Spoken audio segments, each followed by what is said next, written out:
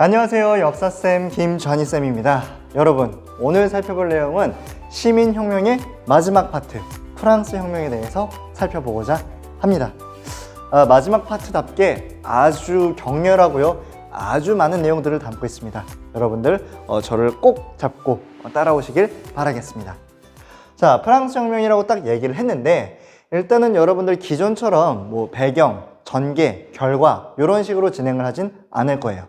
시험에선 주로 순서 문제라든가 또 어떠한 기구에서 어떠한 일들을 했는가 이런 걸 묻기 때문에 이렇게 딱딱 구분해 가지고 여러분들이 암기를 하시는 게 더 효율적이라고 생각을 합니다. 자, 그러면은 바로 수업 목표에 대해서 살펴보도록 하겠습니다. 수업 목표: 프랑스 혁명의 전개 과정을 파악하고 프랑스 혁명이 오늘날에 끼친 시민사회 그리고 자본주의의 발달에 기여한 내용을 확인할 수 있다. 이렇게 한번 살펴보도록 하겠습니다. 자, 우선은 뭐 배경 파트가 될 수 있는 구신분제에 대해서 한번 보도록 할게요. 자, 구신분제가 뭐냐? 옛날 신분제를 의미를 해요. 옛날 신분제. 조금 삐뚤어졌는데 그냥 볼게요. 자, 옛날 신분제가 뭐냐?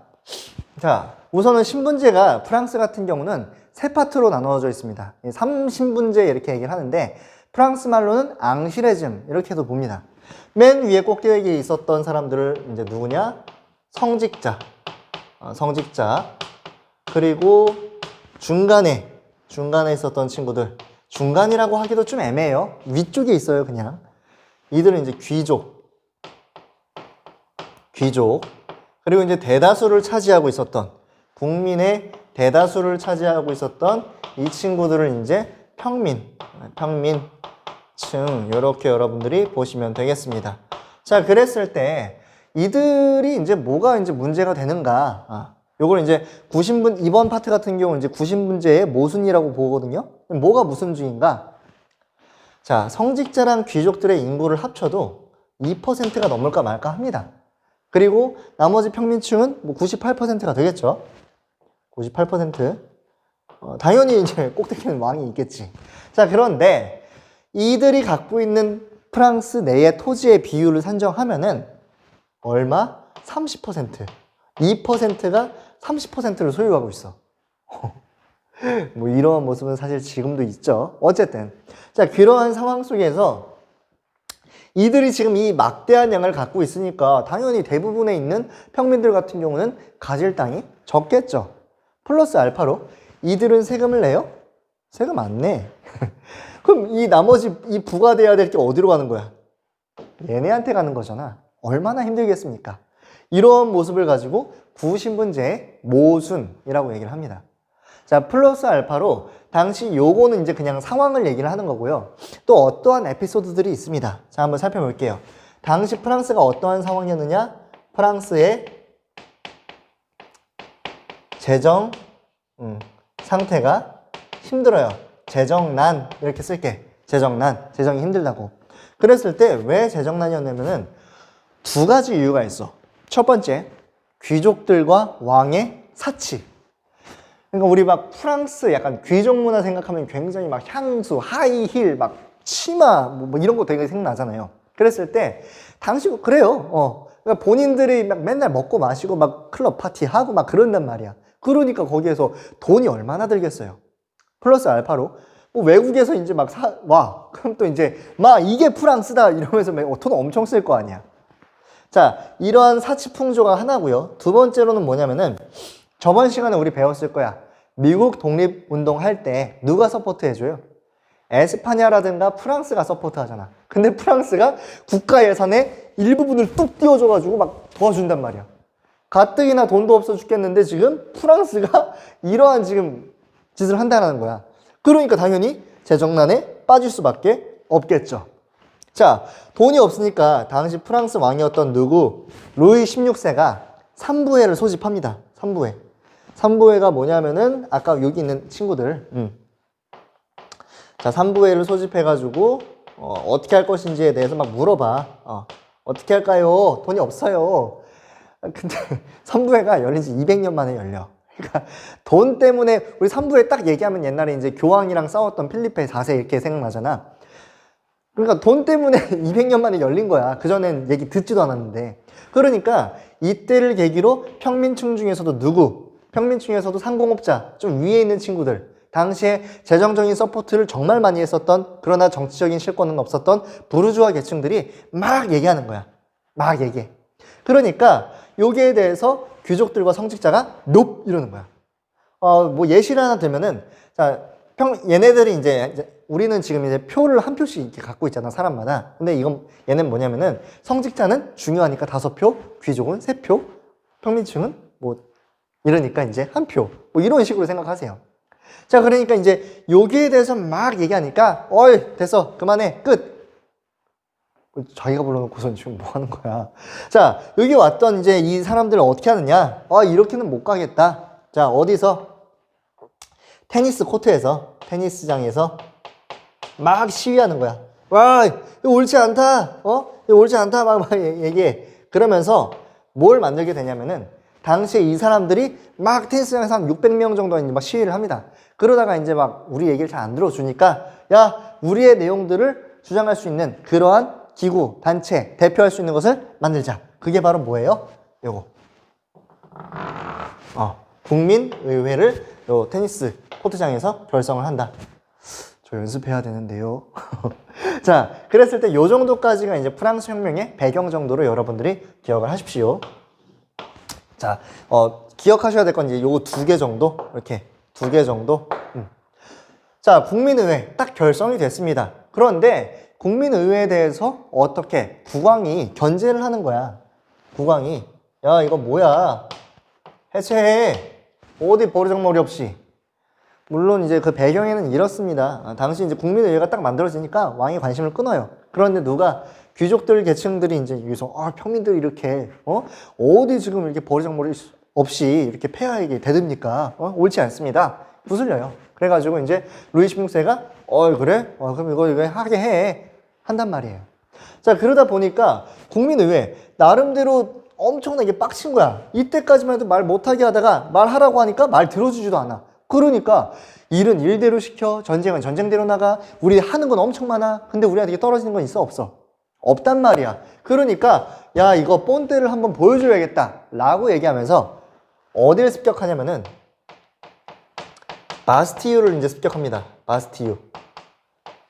바스티유 감옥이라고 볼게요. 자, 바스티유 감옥 같은 경우는 뭐냐면은 여러분들 약간 이런 느낌으로 기억하시면 돼요. 영화 중에서 1987이라든가 남산의 부장들 보셨나요, 혹시? 1987 보면은 거기서 이제 남영동이라고 있어요. 남영동. 그러니까 이제 그 민주화 운동하는 사람들을 이제 데려다가 혹은 간첩들 잡는 약간 그런 기구인데 당시 공포의 상징이었단 말이야. 남산의 부장들 같은 경우 이제 이병헌이 있었던 곳, 중앙정보부. 그것도 이제 옛날에 이제 3공화국이라든가 4공화국 때는 엄청난 공포의 상징이었단 말이야. 지금의 국정원 전신. 그랬을 때 그런 것처럼 당시 프랑스에서는 바스티유 감옥, 약간 정치꾼들 수용하는 그런 상징적인 건물이었습니다. 거기를 이제 빡 쳐버린 거지. 투쟁. 자, 그러면서 이 기세를 모아가지고 당시 국민의회가 뭘 얘기를 하느냐? 인권선언을 발표합니다. 인권선언. 인권선언이 뭐냐면은 이 모든 인간에게는 인권이라는 게 있다라는 거야. 근데 그 인권은 누구에게서 받은 거야? 바로 천부인권 사상. 사상에 입각한 거지. 자, 이게 뭐냐? 이건 굉장히 엄청난 센세이션이에요. 그 전까지의 여러 시민혁명들에서 요건 끝판왕이라고 보면 돼. 명예혁명 때의 범인은 영국인들이거든요. 미국의 독립혁명 같은 경우는, 독립운동 같은 경우, 미국 혁명 같은 경우는 미국인에서 특히 그 흑인 노예들은 또 뺍니다. 그리고선 인간. 근데 이 프랑스 혁명에서의 이 인권선언 같은 경우는 모든 all of them, 지구에 있는 60억의 지금 70억이죠. 70억의 인구들 모두를 포함하는 거야. 인간이라면 누구나 뭘 갖고 있다라는 거야? 인권. 그래서 오늘 살펴볼 이 프랑스 혁명 같은 경우 이 인권 선언이 가장 중요한 내용 중에 하나라는 거 기억하세요. 특히 여러분들 이코를 시켜서 또 시험 문제 보면은 루소의 영향 받았다라는 거 기억하시고. 자, 인권 선언 얘기하고요. 또 이제 봉건제적 악습. 봉건제 악습 폐지. 악습 폐지. 이러한 내용들 갖고 있다. 요거는 이제 당시 바스티유 감옥 습격한 다음에 혁명 세력들이 지방으로 내려가가지고 농노제 그런 문서들이라든가 이런 것들 다 이제 태워버립니다. 그러니까 어떻게 보면 얘기만 한 게 아니라 실질적으로 행동도 했다라는 거지. 자, 요렇게까지가 이제 되게 중요한 내용이 되겠다라는 거. 국민의회. 자, 근데 여러분들 잘 보세요. 천부인권사상. 인권은 하늘에서 줬대. 우리 요거랑 반대되는 개념인데 비슷한 느낌의 단어 배운 적 있어. 뭐냐면은 바로 이제 왕권 신수설. 어디다 쓸까요? 그렇지. 한 여기다가 쓸게요. 왕권 신수설. 자, 왕권 신수설은 뭐예요? 요거는 말 그대로 왕권은 누가? 신이 수여했다라는 거야.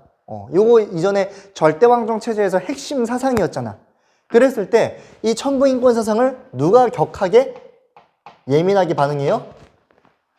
왕이 반대하겠지. 당시 프랑스 왕 누구야? 아까 말씀드렸던 루이 16세. 루이 16세.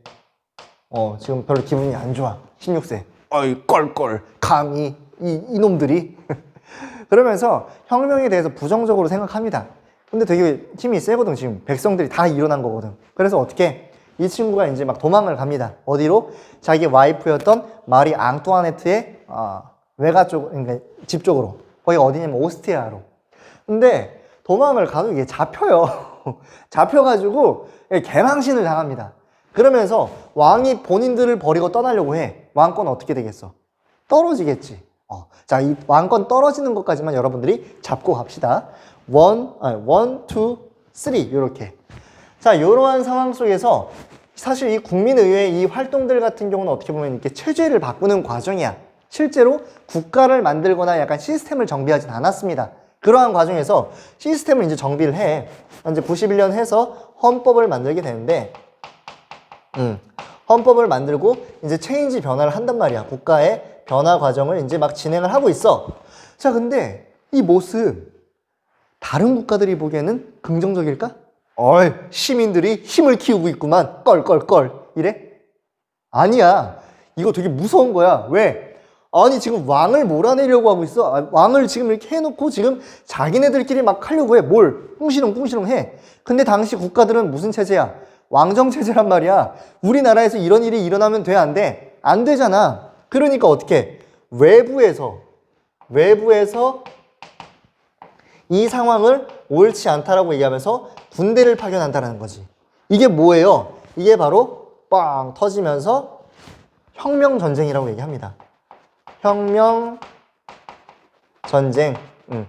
혁명전쟁이 발발해. 외국에서 지금 이 내용에 대해서 지금 우리를 쳐들어오는 거야. 약간 동학이랑 비슷한 거죠. 어떻게 보면은 동학 농민운동도 약간 내부적으로 이제 막 일어나는 건데 일본이랑 뭐 이제 청나라랑 이렇게 들어오는 것처럼. 자, 근데 플러스 알파로 프랑스가 여기서부터 엄청난 혼란에 빠져. 자, 왜? 당시에 이 루이 16세 감금당하거든요. 그러면서 막 이렇게 와들와들 떨고 있어. 근데 당시 누구?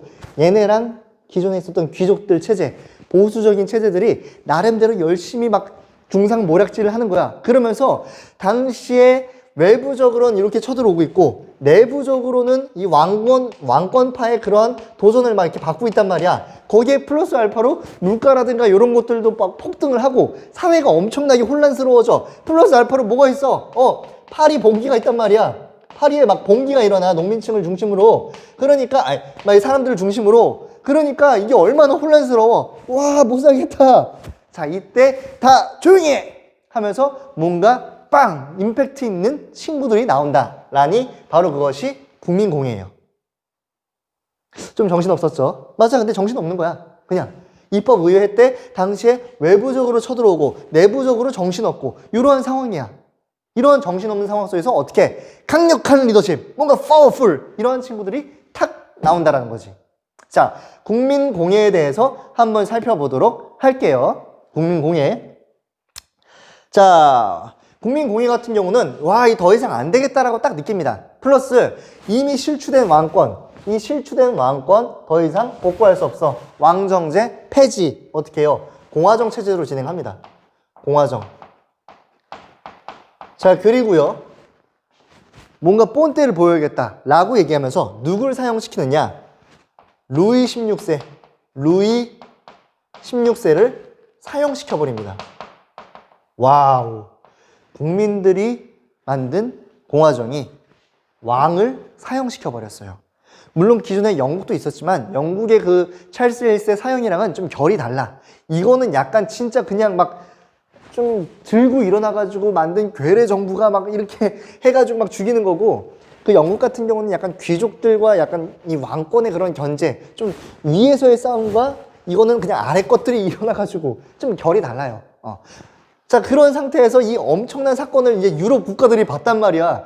와, 이때까지만 해도 그냥 이거 그냥 진압해야지 정도였는데 왕을 죽여? 왕을 죽여?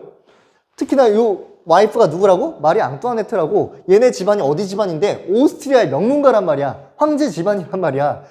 그러니까 이거는 더 이상 이건 좌시할 수 없는 그런 문제가 돼버립니다. 유럽에서 그냥 이거 딱 신문 딱 열면은 올 이런 느낌이야. 그러니까 어떻게 된 거야? 온 유럽이 제1차 1차 대 프랑스 동맹을 맺어버려요. 이게 뭐야? 온 유럽이 프랑스를 공격한다라는 거야. 유럽의 많은 군대가 프랑스를 막, 야, 이 미친, 이 말이 돼? 이렇게 된다는 거예요. 자, 엄청난 위기죠? 진짜 프랑스 엄청난 위기죠? 국민들을 어떻게? 이러한 상황 속에서 누가 엄청난 공포를 통해서, 엄청난 카리스마를 통해서 프랑스를 점령해 버립니다. 바로 공포 정치의 시작이에요. 공포 정치. 당시 대장이라고 할 수 있는 누구? 자코뱅파의 이제 누구냐? 로베스피에르. 그렇죠? 로베스피에르를 중심으로 한, 여기 자코뱅이라고 쓸게요. 자코뱅파. 자, 이 친구들을 중심으로 한 공포 정치가 일어난다는 거지. 왜? 내부적으로 혼란? 지금 볼 수 있어? 절대 안 돼. 왜? 외부적으로 지금 대프랑스 동맹이 프랑스를 향해서 진격해 오고 있고 엄청난 전쟁을 벌이고 있단 말이야. 그러니까 그 안에서 야, 이 혁명 과제를 완수해야겠다. 공안위원회 그리고 또 뭐가 있냐면은 혁명재판소 등을 만들어 가지고 완전 그냥 단두대로 그냥 성둥성둥 썰어버리는 거예요. 내부 반대파 같은 경우는 30만 명 정도가 막 기소하고는 서로. 그러니까 야, 여러분들이 보기에 지금 혁명의 지금 반동분자가 누구냐 한번 골라보세요. 30만 명이 막 서로 막 이렇게 한단 말이야. 거기서 한 15,000명 정도를 이제 단두대로 이렇게 다 썰어버립니다. 그럴 정도로 엄청나게 무서운 정치를 펼쳤다고. 왜? 엄청난 지금 위기 상황이니까. 자, 플러스 요것만 한 건 아니에요, 사실. 내부적으로도 나름대로 체제를 잡아갑니다. 전쟁에 효율적으로 사람들을 투입하기 위해서 징병제 그리고 물가 상한선, 최고 가격제라고 얘기를 할게요. 최고 가격제. 당시 이제 전쟁을 하다 보니까 물가가 엄청나게 올라가요. 그러면서 백성들이 살기가 힘들어져. 그러니까 물건을 올릴 수 있는 상한선을 딱 그어 넣는 거야. 이런 식으로 물가를 안정시키려고도 하였다라는 거. 요렇게까지가 이제 국민공회에서 특히 주 이제 급진파였던 자코뱅을 여러분들이 기억하셔라. 자, 그런데 이게 잘 가다가 이제 전쟁도 좀 나름대로 승리를 하려고 합니다. 그런데 이게 너무 공포 정치였다라는 거야. 그래서 이제 반대파의 역공을 받으면서 이제 뭐라고 하죠? 요거를 베르미도르의 반동, 베르미도르의 반동, 요 반동을 통해서 이 자코뱅파가 이제 몰락을 하게 돼요. 특히 이제 로베스피에르 같은 경우는 본인이 단두대를 많이 썼는데 또 단두대에 또 이제 본인이 죽는 그런 모습들도 살필 수가 있다라는 거. 자, 그 이후에 이제 일어나는 정부는 또 뭐냐면은 총재 정부예요. 총재. 모든 것을 이제 담당하는 이런 총재인데 이들 같은 경우는 5인 체제로 구성을 합니다. 5인 체제. 그래서 이 프랑스의 이 정국들을 타파해 가려고 하는데 썩었어. 아니, 이런 급진파 몰아내고서 나왔는데 얘는 썩었어. 부정과 부패, 부정, 부패, 그리고 더불어 뭐까지? 무능하기까지 해. 아, 얘네 왜 나온 거야 도대체. 자, 그러면서 프랑스가 더 혼란에 빠져버리게 됩니다. 자, 그러면서 약간 로마와도 비슷하죠? 막 삼두정치 엄청 나타나면서 아, 황제 같은 사람 없나요? 여기서도 아, 너무 막 이런 상황 속에서 아, 뭔가 좀 강력한 사람들이 나왔으면 좋겠다 라고 얘기를 하는데, 그러면서 뭐가? 군대가 힘을 얻게 되고요. 그 안에서 누가? 나폴레옹. 다음에 이제 설명드리겠지만 나폴레옹이 툭 튀어나오면서 이 청제정부를 무너뜨리고 본인이 또 이제 1인자가 되는 그러한 모습들을 살필 수가 있겠습니다. 자, 요렇게까지 프랑스 혁명에 대해서 살펴봤는데요. 어떻게 보면은 배경, 그리고 전개 과정, 특히 의회, 공회, 정부, 요렇게 여러분들이 그 내용들 확인을 하시면 되겠고요. 딱 짜서 여러분들이 꼭 기억을 하셔야 된다는 거. 자, 마지막으로 이제 이 프랑스 혁명의 의미를 좀 얘기를 하면요. 프랑스 혁명 같은 경우는 어쨌든 이게 제일 중요하다고 말씀드렸잖아. 지금 우리가 살고 있는 시민사회의 기반을 만들었다라는 거. 지금 사회. 그러니까 예전에 있었던 그런 봉건제적인 혹은 절대왕정 체제의 상황에서의 그러한 신문제, 사회 질서를 무너뜨렸고요. 모두가 평등한 거잖아. 더불어서 이러한 옳지 않은 경제 상황을 나름대로 극복하고 지금의 자본주의 체제를 섭렵하려는 그러한 모습들을 살필 수가 있다는 거죠. 두 가지예요. 결국에는 시민사회와 자본주의 체제의 완전한 토대를 마련하였다는 거. 이게 바로 프랑스 혁명의 의의라고 여러분들이 기억하시면 되겠습니다. 자, 다음 파트로 이제 나폴레옹의 개혁과 전쟁에 대해서 살펴보도록 하겠습니다. 아까 나폴레옹을 잠깐 정도 말씀드렸는데요. 프랑스 혁명은 사실 이제 끝났어요. 다음에 이제 제정 나오고 이제 근대 국민 국가의 형성 파트의 중간 언저리쯤인데 그 사이 쪽에 이제 나폴레옹이 있어요. 나폴레옹이 근데 그 행했던 그런 업적들이 굉장히 엄청나기 때문에 나폴레옹만 별도로 좀 다뤄주도록 하겠습니다. 자, 우선 나폴레옹 같은 경우가 그 전에 있었던 총재정부를 무너뜨리고요. 그리고 뭐 어떤 거, 통령으로 이제 본인이 시작을 하는 거지. 통령정부로 이제 구성을 하게 됩니다. 군대에서 힘을 많이 길렀어요. 그리고 이제 막 각지에서 프랑스가 이제 외국이랑 싸울 때 전쟁 영웅으로 나폴레옹이 활동하기도 하였습니다. 그걸 통해서 이제 유능한 젊은 그러한 군인으로서 나름대로 이제 또 리더십도 있었으니까 이러한 중책을 또 맡게 되었죠. 자, 그랬을 때 이때부터 약간 나폴레옹은 그 엄청난 그 두각들이 보여요. 그러면서 어떠한 내용들이 있는가? 일단 군인이었기 때문에 당시에 유럽의 각국을 격파합니다. 유럽 각국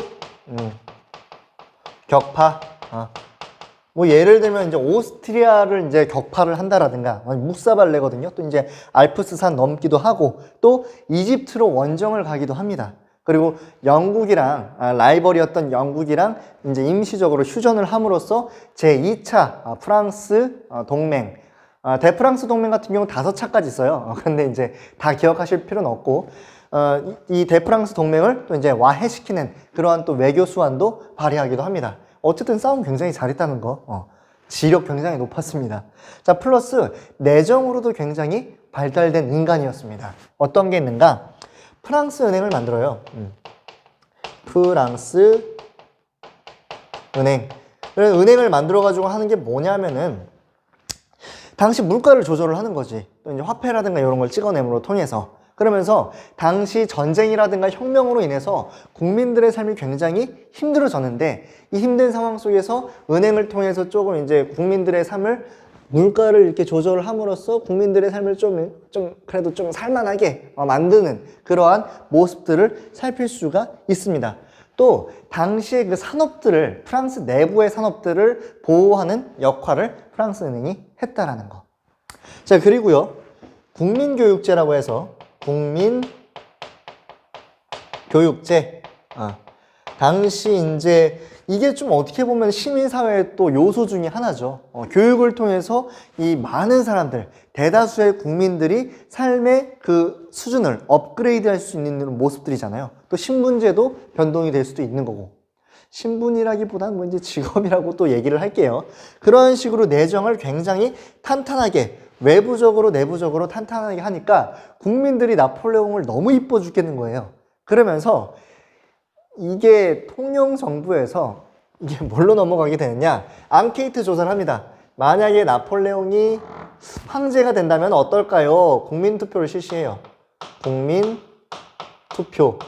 근데 여러분들 거의 북한을 뺨칩니다. 이건 뭐 중국도 아니고 북한도 아니고 찬성률이 몇 퍼센트? 거의 한 99.8%로, 물론 이제 다 한 건 아니지만 99.8%로 나폴레옹이 황제가 되는 거에 동의를 합니다. 그러면서 이걸 뭐라고 얘기를 하느냐, 엠페러, 제1 제정이라고 얘기를 합니다. 그러니까 프랑스 역사에서 가장 처음으로 뭐 황제가 되었다. 뭐 이렇게 해서 이제 제1 제정. 카를로스 대제는요? 누구는요? 좀 나중에.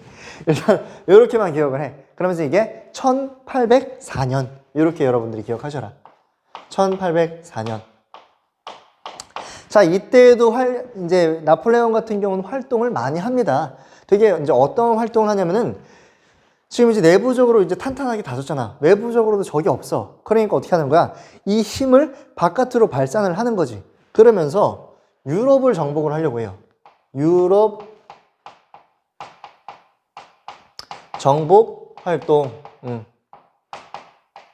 뭐 예를 들어서 이제 뭐 이탈리아를 공격해가지고 이탈리아 왕을 겸직한다든가, 또 당시 최강대국 중 하나였던 신성 로마 제국을 아예 찢어버리거나, 독일 같은 경우도 완전히 뚝 잘라가지고 라인 동맹이라고 해가지고 독일에서 그림을 그리는 게 나을까요? 그냥 할게요. 독일이 있으면은 독일의 반토막을 이렇게 딱 잘라가지고 친프랑스 정권을 만듭니다. 이런 식으로 유럽을 완전히 프랑스화 시켜요.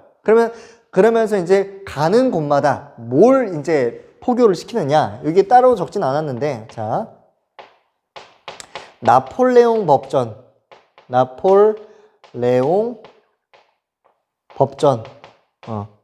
자, 이게 뭐냐면은 프랑스나 이제 여러 이제 법전들을 이제 집대 성공을 한 건데, 프랑스의 이념, 정신, 사상 등이 많이 들어가 있습니다. 또 지금의 프랑스 민법의 기본이 되기도 하고요. 그럴 정도로 약간 그런 시민권 정신도 남아 있는데, 이러한 법전이라든가 혹은 프랑스의 혁명 이념, 자유, 평등, 박해, 이러한 내용들, 그리고 시민들에게 시민권 의식, 이러한 것들을 유럽 전체에 퍼뜨려 버려요. 누가? 나폴레옹이. 그러면서 유럽을 약간 하나의 큰 프랑스로 만들려는 그런 계획을 실행한다는 거죠. 또 이제 뭐 왕들 같은 경우를 본인의 약간 형제 자매들로 이렇게 놓습니다. 내 거 약간 이러려고 한다는 거지. 그런데 누가? But 프랑스의 적은 항상 누구? 영국. 얘는 100년 전쟁부터 계속 싸워, 얘네는. 영국이 막 해전으로 이게 다 막아버리는, 트라팔가 해전이라든가 막 다 막아버리는 거야. 특히 당시 영국에는, 우리나라에 이순신 있으면은 영국에는 넬슨 제독에 의해서 프랑스가 이제 영국에게 패배하는 그런 모습들을 보입니다. 물론 해전에서만. 그러다 보니까 영국을 이 프랑스가 제압하지 못하면은 유럽을 제압하지 못하기 때문에 프랑스의 나폴레옹은 굉장한 고민에 빠져요. 그러다가 어떠한 발상을 시도해내느냐? 야, 영국 빼고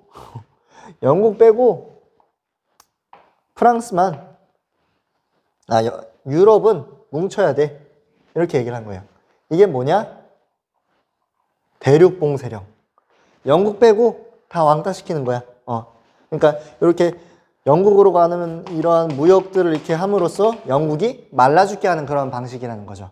대륙봉쇄령을 여러분들이 기억을 해주셔라. 자, 근데 대륙봉쇄령을 얘기를 했는데 실제로는 누가 죽겠는 거야? 유럽이 죽겠는 거야. 왜? 영국은 당시에 식민지 무역을 꽉 잡고 있었기 때문에 영국으로만 통해서 들어올 수 있는 그런 무역들이 있었단 말이야. 그러니까 사실은 영국을 굶어 죽이려고 했는데 영국은 정작 급한 거는 식민지에서 끌어다 쓰고 계속해서 버티는 거야. 그러니까 유럽의 국가들은 영국을 통해서밖에 못 얻는 그런 물품들을 못 사니까 굶어 죽게 되는 거예요. 그러면서 이 나폴레옹에 대해서 굉장한 분노를 갖게 됩니다. 그러다가 누가 제일 크게 분노해? 당시에 러시아가 분노를 하니까 몰래 하는 거야.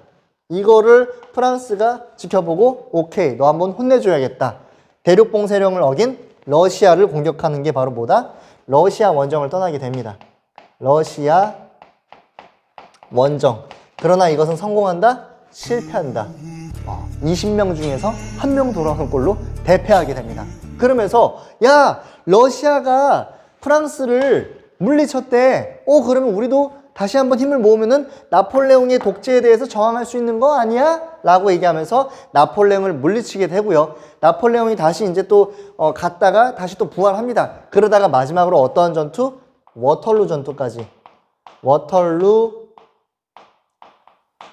전투까지 하게 되면서 완전하게 이제 몰락을 하게 되는 모습들을 살필 수가 있겠고요.